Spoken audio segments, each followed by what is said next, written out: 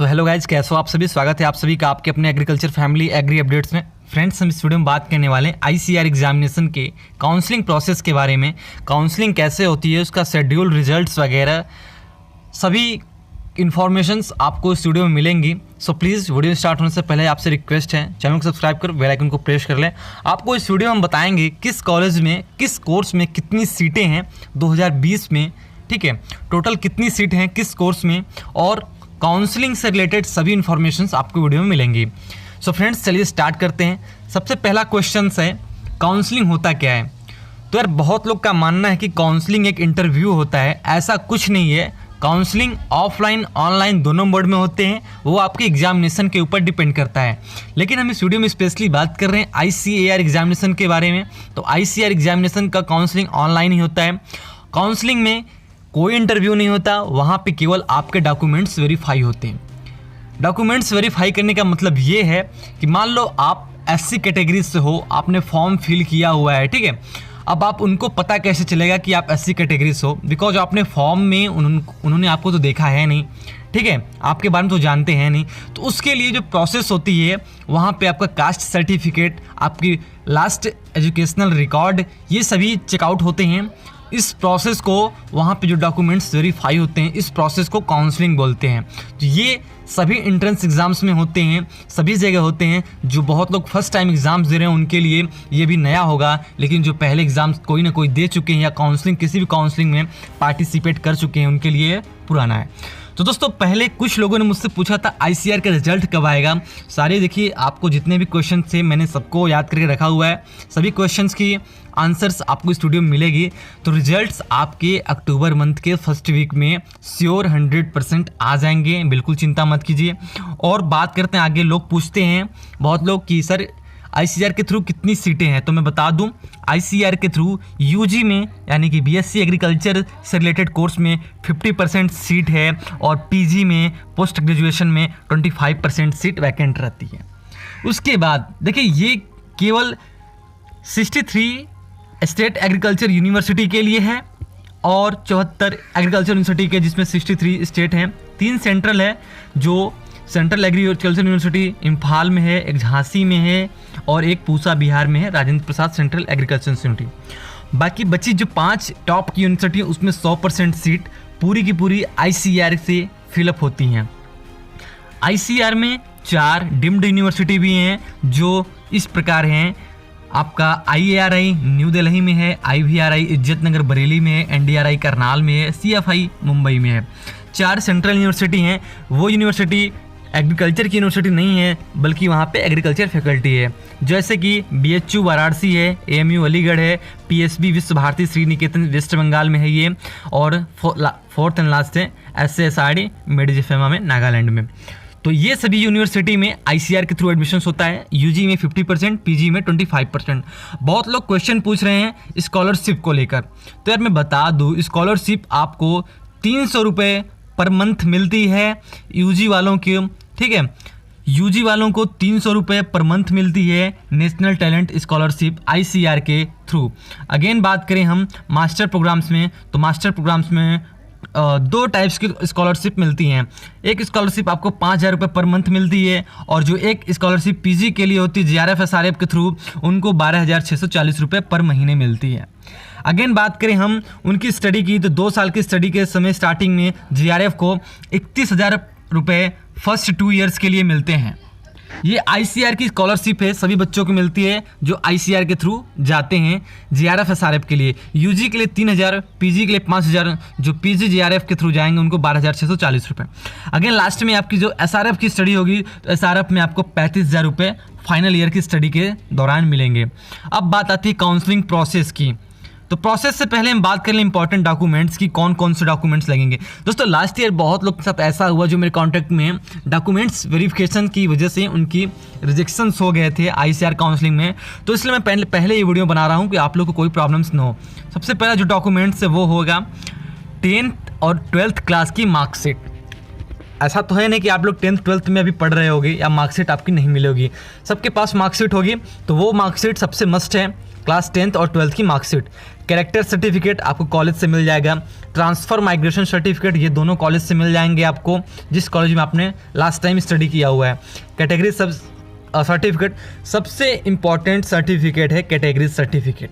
In case candidates belong to SC ST OBC, अगर आप SC ST OBC category से हो तो आपके लिए कैटेगरी सर्टिफिकेट मस्ट है, होना चाहिए। अगेन आपके पास डेट ऑफ बर्थ सर्टिफिकेट होना चाहिए जिससे आपको लगे, उनको लगे कि ये आपका जन्म यानी कि बर्थ डे बिल्कुल सही है। नहीं है तो आपका जो क्लास 10th सर्टिफिकेट पे मेंशन किया गया है वहीं हर जगह होना चाहिए। ठीक है, नेक्स्ट आपके पास 3 पासपोर्ट साइज़ की फ़ोटोग्राफ होनी चाहिए, ये आपके पास होगी। अगर आप फिज़िकली हैंडीकैप्ड हो या फिर फिज़िकली किसी तरह से कोई प्रॉब्लम्स हो फिज़िकली, ठीक है, तो उस केस में आपको मेडिकल सर्टिफिकेट होना चाहिए। अगेन बात करें आपके पास एडमिट कार्ड, जिस एडमिट कार्ड से आपने ICAR का एग्ज़ाम दिया वो होना चाहिए। अथॉरिटी लेटर होना चाहिए यानी कि काउंसलिंग लेटर, जो आपकी रिजल्ट के बाद आपको ईमेल के थ्रू इन्फॉर्म कर दिया जाएगा, जिसमें आपको बताया जाएगा आप काउंसलिंग के लिए एलिजिबल हो या नहीं। ठीक है, उसके बाद जो लास्ट होती है डोमिसाइल सर्टिफिकेट, यानी कि आप निवास प्रमाण पत्र, आप किस स्टेट से हो, किस जगह से हो, किस डिस्ट्रिक्ट से हो, किस कंट्री से हो, वो सर्टिफिकेट डोमिसाइल सर्टिफिकेट बोलते हैं, वो होना जरूरी है। उसके बाद एप्लीकेशन फॉर्म यानी कॉल लेटर का आपके पास एक कॉपी होना चाहिए, वो सभी चीज़ें आपके पास होनी चाहिए। तो आइए जान लेते हैं प्रोसेस क्या है। सबसे पहले आपको रजिस्ट्रेशन करना हो काउंसलिंग के लिए। काउंसलिंग रजिस्ट्रेशन में आपको 2000 रुपये पे करने पड़ेंगे। 2000 रुपये सबको पे करने पड़ेंगे, जो भी काउंसलिंग में पार्टिसिपेट करेगा उन सभी को 2000 रुपये पे करने पड़ेंगे। सबसे बड़ी बात, ये पैसा आपको बाद में रिफंड नहीं किया जाएगा। काउंसलिंग आपके 3 राउंड में होती है ICAR की, ठीक है, 3 राउंड में होती है। फर्स्ट राउंड के लिए आपको 2000 रुपये पे करने पड़ेंगे। अगेन आपको राउंड वाइज 400 रुपये पे करने पड़ते हैं। ओके, तो ये पैसा आपका नॉन रिफंडेबल फ़ी है, वापस नहीं होगा, आपका सिलेक्शन हो या फिर ना हो। अगेन आपको रजिस्ट्रेशन के बाद काउंसलिंग प्रोसेस स्टार्ट होती है, जिसमें आपको चॉइस फिलिंग करना होता है। वो रैंक वाइज सभी कैंडिडेट्स का डेट फिक्स रहता है। अगेन बात करें उसके बाद, as the counselling qualified candidates basis of score, उनके स्कोर के बेस पे उनको कॉलेज अलॉटमेंट होता है। सबसे बड़ी बात, ये अलॉटमेंट आपके रैंक पर डिपेंड करेगा। टॉप रैंक में सभी यूनिवर्सिटी, सभी कॉलेज आपके चॉइस के लिए ओपन रहेंगी। अगर आपका परसेंटेज यानी कि रैंक मार्क्स कम है तो आपको सभी कॉलेज ओपन नहीं मिलेंगे। और देखिए सबसे बड़ी बात, अगर आप लोग काउंसलिंग करवाइए अपनी रैंक के बेस पे उसी कॉलेज को चूज कीजिए जिसमें आपको लगे कि हमें ये मिल जाएगा। बिकॉज अगर आपकी रैंक लो है, आप हाई क्लास की कॉलेजेस को चूज करते हो तो पहली बात तो कॉलेज तो आपको मिल नहीं पाएगी और बाद में आपको प्रॉब्लम्स हो जाएगी लो कॉलेज में भी, क्योंकि लो कॉलेज की सीट फुल रहेंगी, टॉप की तो पहले ही फुल हो जाती हैं। इसलिए आप अपनी रैंक के बेस पे ही काउंसलिंग कराओ। अगर आपकी रैंक कम है तो जो थोड़ी मिडिल क्लास की यूनिवर्सिटीज़ हैं उनमें ही काउंसलिंग कराइए। दोस्तों अगेन हम बात करेंगे, रैंक के ऊपर डिपेंड करती हैं, ये आपको मैंने पहले बता दिया है। टॉप रैंक की सभी यूनिवर्सिटीज़ सबको नहीं मिलती हैं। जितने भी टॉप 50 कैंडिडेट्स रहते हैं उन्हीं को टॉप रैंक की यूनिवर्सिटीज़ या फिर कोर्सेस मिलते हैं। ये फिक्स नहीं रहता है कि सभी को BSc एग्रीकल्चर कोर्स ही मिलेगा। बहुत लोग होते हैं सोचते हैं ICAR के थ्रू हमें BSc एग्रीकल्चर मिल जाएगा, तो सबको नहीं मिलता है। ठीक है, उनकी रैंक के ऊपर डिपेंड करता है। अगेन ये सब प्रोसेस के बाद जो नेक्स्ट प्रोसेस है वो है डॉक्यूमेंट्स वेरिफिकेशन की। डॉक्यूमेंट सबमिट करने होंगे आपको, फिर आपको कॉलेज अलॉट होगा, फिर जो कॉलेज मिलेगा उसका सीट अलॉटमेंट लेटर मिलेगा आपको ईमेल के थ्रू। यह लेटर लेकर आपको जो कॉलेज अलॉट होगा, जिस भी यूनिवर्सिटी में आपको काउंसलिंग आपकी कंप्लीट हो जाएगी, उस यूनिवर्सिटी में आपको सीट अलॉटमेंट लेटर लेकर जाना होगा, वहाँ पर रिपोर्ट करना होगा। रिपोर्ट करने के बाद आपका डॉक्यूमेंट्स, जो सभी डॉक्यूमेंट्स मैंने बताए हैं वो सभी लेकर जाना है वहाँ पे। फिर से वो ऑफिशियली यानी कि आपको लाइव वो वेरीफाई कराना होगा। बिकॉज काउंसलिंग ऑनलाइन होगी, लेकिन ऑनलाइन काउंसलिंग में आप लोग बहुत लोग होते हैं, ऐसा होता नहीं है, बहुत कम केसेस में होते हैं, फेक डॉक्यूमेंट्स वेरीफाई हो जाते हैं। इसलिए आपको रिपोर्टिंग कॉलेज में जाकर वहाँ पर अपने ओरिजिनल सर्टिफिकेट को शो करना होगा। ठीक है, तो इन सभी के बाद आपकी कॉलेज आपको अलॉट हो जाएगी। अगर आपको फर्स्ट राउंड में अच्छी सीट नहीं मिल पा रही है तो आप सेकेंड राउंड की काउंसलिंग में पार्टिसिपेट कर सकते हो। उसके लिए आपको पर राउंड के हिसाब से 400 रुपये पे करने पड़ेंगे, जो नॉन रिफंडेबल फ़ी है। आधार कार्ड मस्ट है, बिकॉज यही आपकी एनरोलमेंट आईडी के रूप में यानी कि वैलिडिटी दिखाती है कि आप इंडिया के नागरिक हो। ये प्रूफ आपके पास आधार जरूर होना चाहिए। अब बात करते हैं ICAR सीट मैट्रिक्स 2020 की, जो 2019 के बेस पे है, बिकॉज सीट इंक्रीज नहीं हुई है। 2018 में लास्ट टाइम सीट इंक्रीज हुई थी, इस बार नहीं हुई है, तो सेम जो 2019 में सीट है वहीं इस बार भी रहेगा। BSc एग्रीकल्चर कोर्स की बात करें तो जो टॉप यूनिवर्सिटी जिसमें सबसे ज़्यादा सीट है 50% वो है आनंद एग्रीकल्चर यूनिवर्सिटी गुजरात में 20 सीट है, असम एग्रीकल्चर यूनिवर्सिटी जोरहाट में 31 सीट है, बिहार एग्रीकल्चर यूनिवर्सिटी में 36 सीट है एग्रीकल्चर की, सेंट्रल एग्रीकल्चर यूनिवर्सिटी पूसा में 17 सीट है, केरला एग्रीकल्चर यूनिवर्सिटी में 54 सीट, श्री कर्ण नरेंद्र एग्रीकल्चर यूनिवर्सिटी जोबनेर राजस्थान में 18 सीट है। बात करें BSc हॉर्टिकल्चर सीट की, देखिए ये आप श्योर मत होइएगा कि हमारा टॉप रैंक है तो हमको एग्रीकल्चर मिल जाएगा। अगर आप टॉप रैंक में भी टॉप कॉलेज चाहते हो तो एग्रीकल्चर मिल जाएगा, लेकिन आपका रैंक लो है फिर भी आपको टॉप में हॉर्टिकल्चर, फॉरेस्ट्री वगैरह सीट मिल जाती हैं। हॉर्टिकल्चर की बात करें तो हॉर्टिकल्चर में बिहार एग्रीकल्चर यूनिवर्सिटी में टोटल 4 सीटें हैं, RPAU में यानी कि राजेंद्र प्रसाद एग्रीकल्चर यूनिवर्सिटी समस्तीपुर बिहार में 30 सीटें हैं, उड़ीसा यूनिवर्सिटी ऑफ एग्रीकल्चर में 9 सीटें हॉर्टिकल्चर की ICAR के थ्रू। BC के भी नेवादा की बात करें तो विधान चंद्र कृषि विश्वविद्यालय में वेस्ट बंगाल में 5 सीटें हैं, बाला साहेब सावंत कोंकण कृषि में ये महाराष्ट्र में यहाँ पे 9 सीटें हॉर्टिकल्चर की, उत्तर बंग कृषि विश्वविद्यालय में 5 सीटें हॉर्टिकल्चर की ICAR के थ्रू।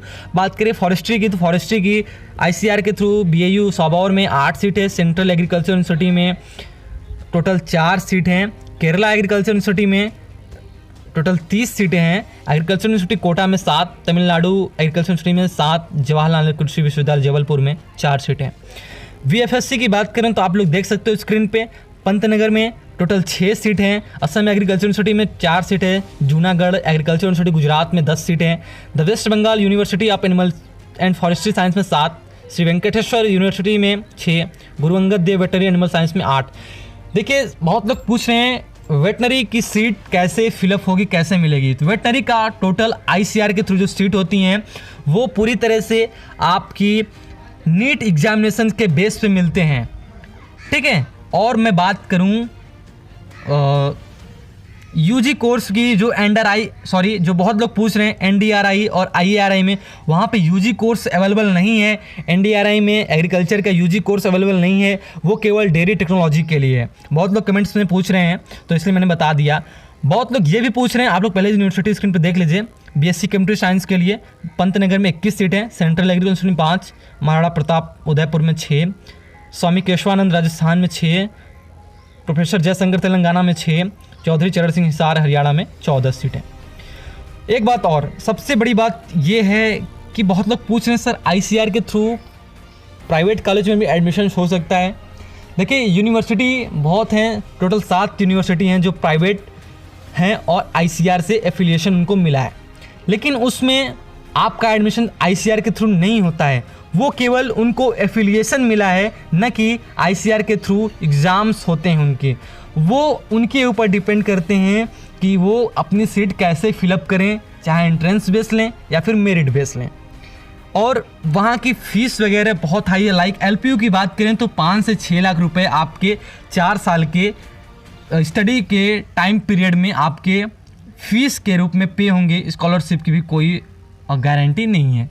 ऐसे ही आप स्वेट्स की बात करें, आप उससे प्राइवेट मानते हो, लेकिन वो प्राइवेट है, आप मान भी सकते हो, नहीं भी मान सकते हो, बिकॉज वो डिम्ड है और वहाँ पे भी फ़ीस काफ़ी हाई है। ऐसे ही और कई सारी यूनिवर्सिटी हैं प्राइवेट जो आपके ICAR एफिलिएशन तो मिली है, लेकिन उनका एडमिशन ICAR के थ्रू नहीं होता है। बीटेक फूड टेक की सीट मैट्रिक्स की बात करें तो CAU में 3 सीटें, तमिलनाडु वेटनरी एनिमल साइंस में 6, university of agriculture science Bangalore में 11, वसंत राव नायक मराठवाड़ कृषि विश्वविद्यालय में 10 सीटें। तो ये सभी सीट ICAR के थ्रू है, जिसमें BSc ऑनर्स एग्रीकल्चर में टोटल 1021 सीट हैं, फॉरेस्ट्री में 55 सीटें, हॉर्टिकल्चर में 211, फिशरीज में 83 सीटें, सेरिकल्चर में 7, कंप्यूटर साइंस में 104, बीटेक एग्रीकल्चर इंजीनियरिंग में 177 सीटें। तो ये सभी सीटें आपकी ICAR के थ्रू होती हैं। जो टॉप की कुछ यूनिवर्सिटी हैं, लाइक मैं बता दूं IRI न्यू दिल्ली की ये पूरी सीट आपकी ICAR एग्जामिनेशन से फिलअप होती है। 133 सीट यहाँ पे पूरी, और IRI झारखंड में 11, IRI असम में 11, डीम्ड यूनिवर्सिटी IVRI में 98, CIFE मुंबई में 77, DU&RI करनाल में 141। तो ये सीट मैट्रिक्स है। चॉइस फिलिंग की मैंने बता दिए। आप सेकंड राउंड में चॉइस फिलिंग करते हो तो आपको वहाँ पे 400 रुपये पे करने पड़ेंगे। पहले राउंड के लिए 2000 रुपये। अगेन राउंड वाइज आपके 400 रुपये इंक्रीज़ होते जाएंगे। काउंसलिंग कई स्टेप में होते हैं। सबसे पहले आपको लॉगिन ID और पासवर्ड से लॉगिन करना होगा। उसके बाद काउंसलिंग प्रोसेस स्टार्ट होगी। बाद में आपको सीट अलॉटमेंट होता है। सीट अलॉटमेंट के बाद आपको डॉक्यूमेंट्स वेरीफाई करवाने पड़ते हैं। डॉक्यूमेंट्स वेरीफाई करवाने के बाद आपको सीट अलॉटमेंट लेटर ईमेल के थ्रू मिलेगा, जिसमें आपको यूनिवर्सिटी बता दी जाएगी कि आपको कौन सी यूनिवर्सिटी अलॉट हो चुकी है। तो कुछ दिनों बाद आपके ईमेल पर रिपोर्टिंग डेट आएगा। रिपोर्टिंग डेट पे आपको रिपोर्ट करना होगा यूनिवर्सिटी में जाकर, जो यूनिवर्सिटी आपको मिलेगी। फिर वहाँ पे आपको अपने डॉक्यूमेंट्स वेरीफाई कराने होंगे, जो आपके ओरिजिनल डॉक्यूमेंट्स होंगे लाइव। सो दोस्तों ये प्रोसेस है काउंसलिंग की। काउंसलिंग में कोई भी इंटरव्यू नहीं होता है। फिर भी काउंसलिंग से रिलेटेड कोई प्रॉब्लम्स हो तो आप कमेंट बॉक्स में पूछ सकते हो। मैंने अपनी तरफ से पूरी कोशिश की है आप सभी को काउंसलिंग प्रोसेस के बारे में समझाने के लिए। फिर भी कोई प्रॉब्लम्स हो आप हमें कमेंट बॉक्स में पूछ लीजिए। एंड आप लोग कमेंट बॉक्स में अगर मैं किसी का रिप्लाई नहीं दे पा रहा हूँ तो मेरे वीडियो डिस्क्रिप्शन में मेरे सोशल मीडिया अकाउंट्स के लिंक दिए हुए हैं, लाइक इंस्टाग्राम, टेलीग्राम वगैरह के। तो आप लोग वहाँ मुझसे ज्वाइन हो सकते हो। वहाँ मैं आपको अक्सर मिल जाया करूँगा, इसलिए आप लोग मुझसे वहाँ ज्वाइन हो जाइए और मैं आपको इन्फॉर्मेशन वहाँ पे भी देता रहूँगा। सो फ्रेंड्स आज के लिए बस इतना ही। नेक्स्ट वीडियो में हम फिर मिलेंगे। अगर आप किसी टॉपिक स्पेशली किसी टॉपिक पे वीडियो चाहते हो एग्रीकल्चर से रिलेटेड, एग्रीकल्चर एग्जाम से रिलेटेड, एग्रीकल्चर जॉब से रिलेटेड, तो प्लीज़ कमेंट कीजिए। आप सभी को पूरी हेल्प की जाएगी इस चैनल पे, बिकॉज ये चैनल पूरी तरह के स्टूडेंट करियर पे फोकस हुआ है। And thank you for watching guys, thank you and meet you in next video. Thank you.